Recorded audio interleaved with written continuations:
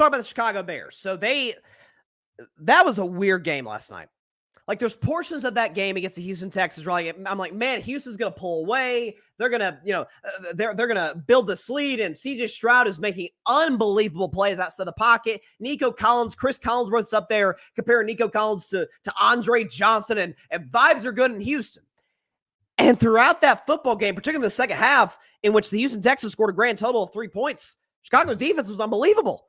They turned the ball over twice. They were able to get to Stroud. Like, they were a big red zone turnover to be able to keep the Chicago Bears in this football game.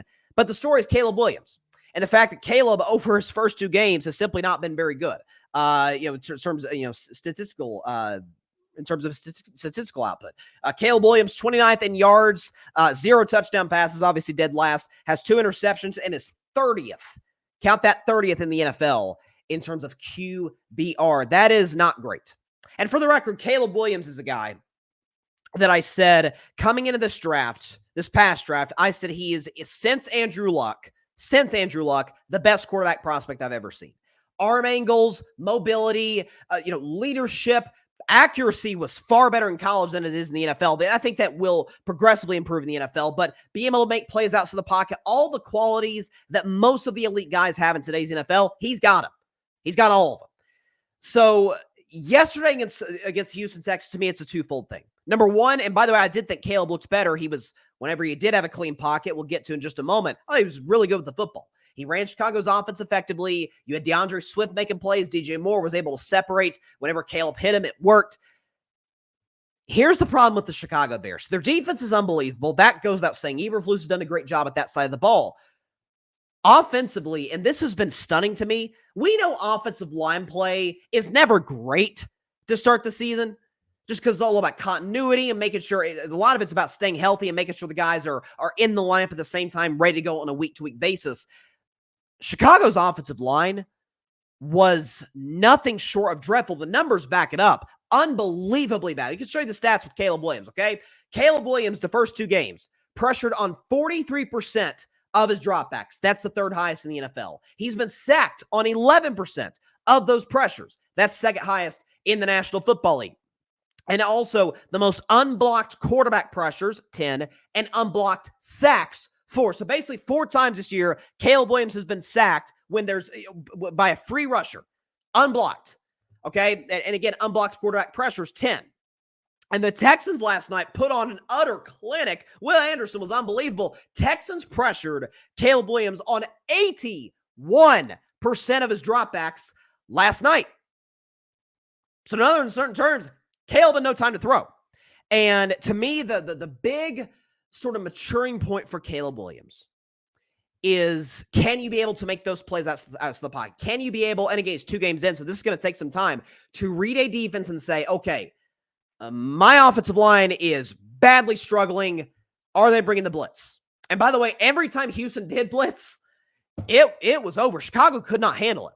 And listen, Darnell Wright, that's my guy out of Tennessee, go Vols. I thought he was a great pick a year and a half ago, and I still like his overall potential as a tackle in this league. But generally speaking, my goodness, they were awful last night. They've been bad for the first 2 games. Now, again, some of those sacks, particularly in that game last week against the Tennessee Titans, were Caleb just trying to make plays. Remember that there was that one play against the Titans where he ran back like 19 yards it was. He broke out of a sack, and then he eventually got sacked. It was a big loss for the Chicago Bears.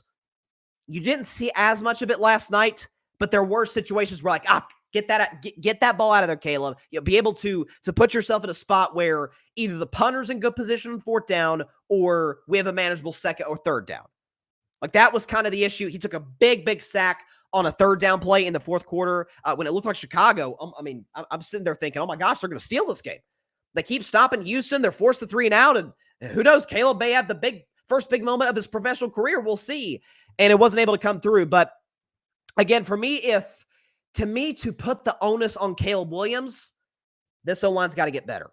And I did see, again, when he had a clean pocket, he looked pretty accurate. Now, Caleb's numbers yesterday aren't going to, blow your socks off. 23 of 37, no touchdowns, 2 picks, QBR of 21, and a pass rating, not good at all, of 51. This O-line's got to get better. By the way, it's hurting the run game. Bears average 3.2 yards a carry. I mean, Caleb Williams was the Chicago Bears' leading rusher. Like, those things got to improve. And part of the reason that I liked the Chicago Bears team as a playoff team, as the last playoff team in the NFC, is that I don't think I've ever seen a quarterback in the modern era go with the number one pick to a better situation. Like, Chicago was again, people forget, Chicago didn't get the number one pick because they sucked last year. They got it because Carolina sucked, right? They had a solid roster. They were able to win, I think, 7 games last year, be competitive in spots. If they can get an upgrade at quarterback in Caleb Williams, which I know Justin Fields is my guy in Pittsburgh, like what I'm seeing, I still think Caleb has a higher upside than Justin. If you plug him into that spot, you add Keenan Allen, who didn't play last night. You draft Rome Odunze, you take DeAndre Swift in free agency with a defense that, I mean, we saw it all last night, was insane. Well, that feels like a team that can make the playoffs and maybe compete in their first playoff game. Who knows? I still think they could do that. They're 1-1. I mean, there are teams that people love this season, including myself, the Ravens, 0-2, Rams, 0-2. There are 0-2 teams that it's like the Bengals, 0-2. Can they turn it around? Yeah, there's a faith that they can. So a 1-1 Chicago Bears team. Who do they have next week? I think they got the Colts. Yeah. At Indianapolis, Colts, by the way, are a 2-point home favorite. Again, desperate 0-2 Colts team, 1-1 Bears team, kind of trying to get on their feet. But I think we're looking at a Bears team where the defense is set. They're great. Offensively, Rome Odunze can separate, so can DJ Moore. It's all about timing between Caleb and those guys, but more so than anything else. That O-line's got to get better.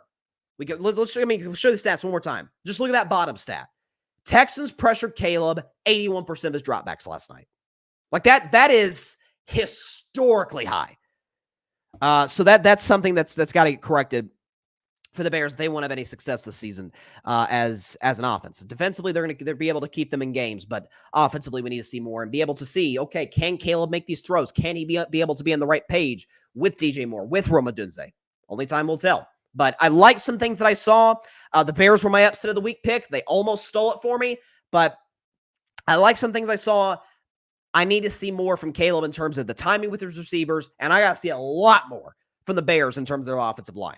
Thanks so much for watching the show on YouTube, and be sure to go click that big red subscribe button and check out the other clips and full shows from Carving It Up Live, as well as our other incredible content creators here on the Grid Network.